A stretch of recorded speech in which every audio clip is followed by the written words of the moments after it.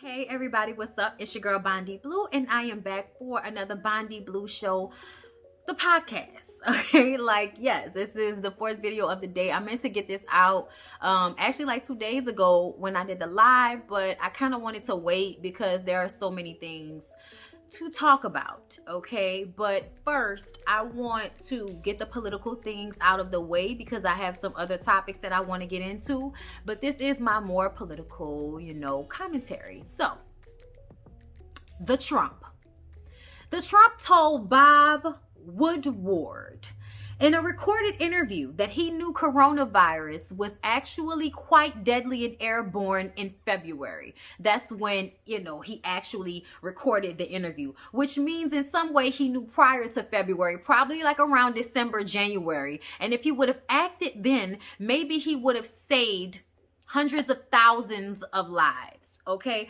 Because to be clear, Corona has taken 900,000 lives in total, 190,000 in America, with 6 million cases worldwide.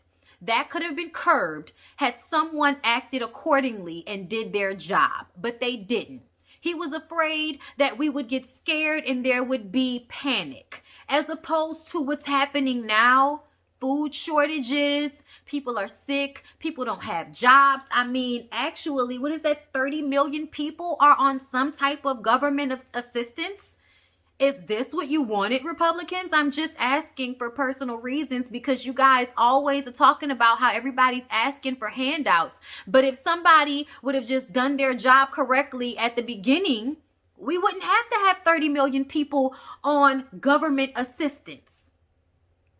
I wonder what it would be like for somebody to be like, oh no, y'all are asking for handouts when it's a whole bunch of like middle to upper class business folks who are now losing businesses and need government assistance. But when it was poor, disenfranchised Latino and Black people who needed the government assistance, then it was a problem and an issue.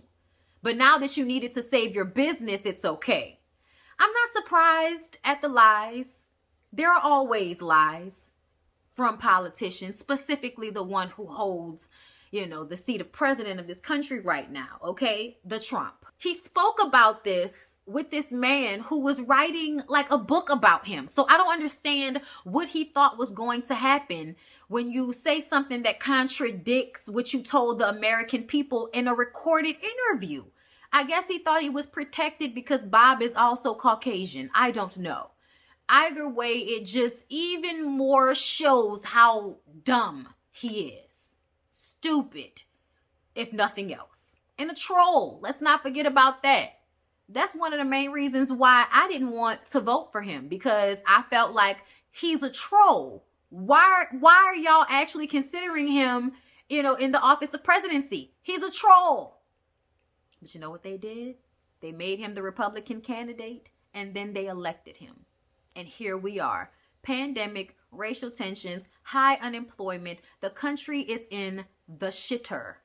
Homeland Security is denying claims by a whistleblower who says he was ordered to stop collecting data on the Russia interference in the election and also to downplay white supremacists and make left-wing groups seem just as violent to support Trump's comments about Antifa and anarchists.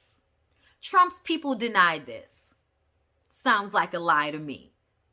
That sounds perfectly correct to me. That sounds like exactly what y'all did. When y'all tried to make it seem like it was anarchists who were, bringing the bricks into the communities that were going to have protest. But we actually saw on video the police bringing the bricks to these locations. Sure. And even here in New Orleans where I live, okay, I live on the outskirts. I don't live in Orleans Parish, okay? And TT Mayor Cantrell, okay, TD is making me definitely want to look for a property. I mean, I kind of already, have property in Orleans Parish. I just don't live there. But I would like to purchase another property. in Orleans Parish after, because I feel like I need somewhere to run. Because it doesn't make sense to me that the governor of Louisiana says we're going to move into phase 3, which is the opening of bars, which they just closed down like a month ago because they opened them up and the numbers went through the roof. Do you know why? Because there are bars where people don't wear masks. They come in and out. They drink, they scream, they holler, they spit and spray their coronavirus breath on everybody, and folks get sick. Football season is about to start, and they feel as if there should be some exceptions to the rules.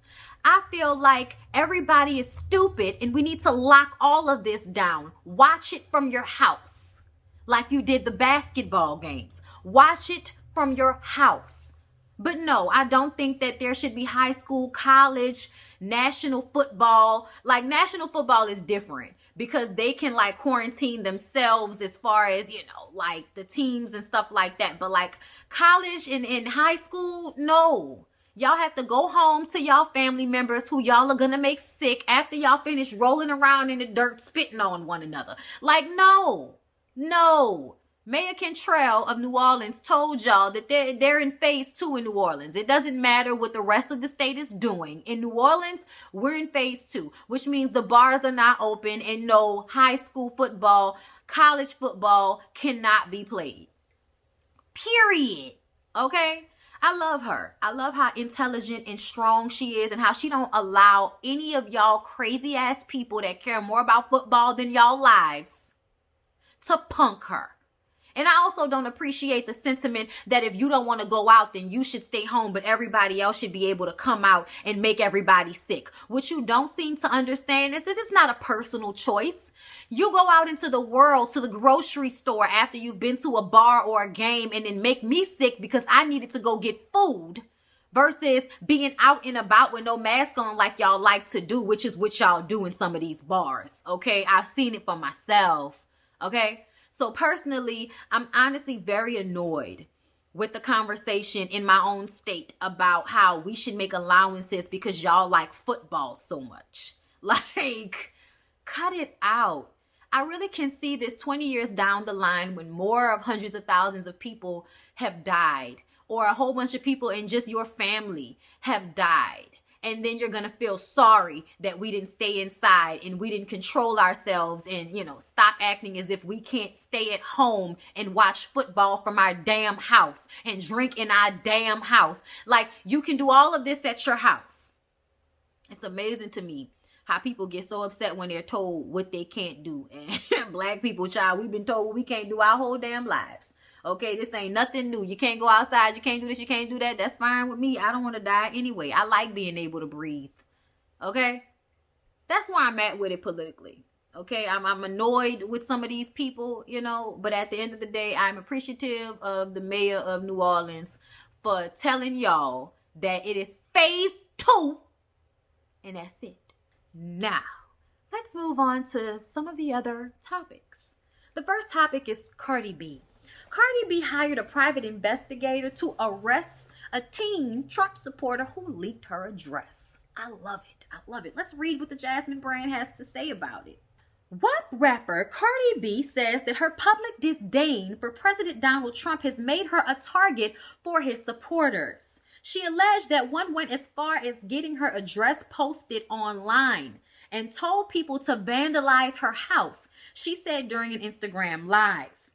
They be making fun of me. I ignored them. I don't give a... Let me tell you something.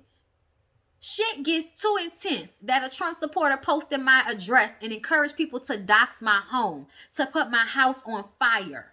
She added that she hired a private investigator to find out who leaked her address and served him with a warrant for his arrest. I literally hired a private investigator and served him with an arrest warrant.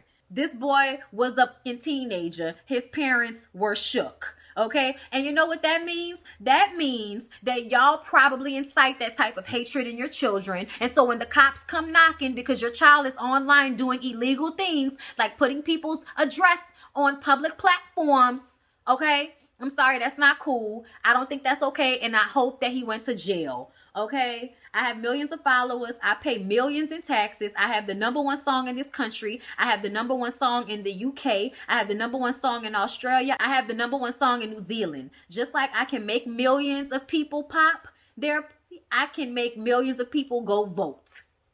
And you should use your voice to speak for what you stand for, Cardi. I take my hat off to Cardi all the time, and I love her because I feel like she is so authentic in who she is, and she uses her platform and she says things that matter. I don't care what y'all say. I think she speaks up for Black and Latino people because she sees herself as a Black Latino person. So she speaks up on our behalf. And because she has a little girl that shows up in the world as a little Black girl. Okay? So I ain't about to argue with y'all about that. Then Candace Owens. I wish Candace Owens would figure out whether she wants to have straight hair or kinky hair, because her edges and the rest of her hair are not in agreement. During Candace Owens' interview with Ben Shapiro, she accused Joe Biden of pandering by having discussions with Cardi B, to which she replied, "The guy you can love you so much, he's pandering too." Okay? And you know, that's real ignorant, but I understand what she means. In a tweet later that day, Cardi shared photos of Donald Trump with a group of supporters around him laying hands on him.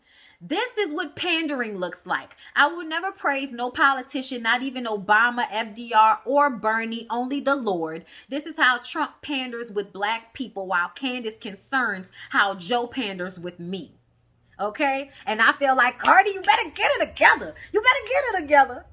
Of course, this led into further arguments between Cardi and Candace. And Candace, of course, does what a lot of people do. She can't even speak English and blah, blah, blah. At the end of the day, like she said, she pays taxes and she should be able to use her voice and her platform to do what she feels necessary politically, just like you do. The only difference is that she is for our people and you are against us, okay? You are anti-Black, Candace Owens, and you are a Black woman, which makes it ridiculous. Okay, I've listened to some of the things Candace says, and I don't understand why people continue to give her energy, time, posts. I would not post her on not a Black blog. Okay, any of y'all blogs that's owned by Black people, y'all should really ignore some people, because you give them more power when you showcase them, when you post about them. Ignore her. I honestly feel like Candace is beneath Cardi, and Cardi shouldn't even give her a response. Okay, and the reason why she's beneath her is because she is anti-Black, and she lets white people use her as a mouthpiece. And then she gets all of the anger and all of the backlash, while the white people who are empowering her to say these ignorant things get to stand behind the scenes while she stands in front of them and takes all of the lashes for them. Okay?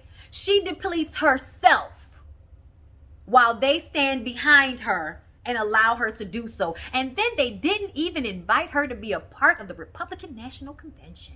Just mad disrespectful. Okay? They didn't mention Herman Cain after he died from coronavirus neither. So that should let you know they don't really care about Black people. The difference between you and Cardi is, I think Cardi knows what she's talking about. Cardi loves who she is. Candace used facts to frame a narrative that makes white people feel comfortable with brutalizing Black people. And I am not okay with a woman of her skin tone perpetuating that type of ignorance. And we will pray for you, and we will open arms to you whenever you decide to open up your mind and let your ass follow. Because that's what Black people do. Just like we took Omarosa ass back. Okay, we're gonna take your ass back whenever you get your life together, if you ever do so, because I don't think you will. Okay, I think you are just in this place of self-hate. You are in the sunken place, and that is probably where you will stay. And I think we should all leave you there and stop giving you platforms to continue to piss us off.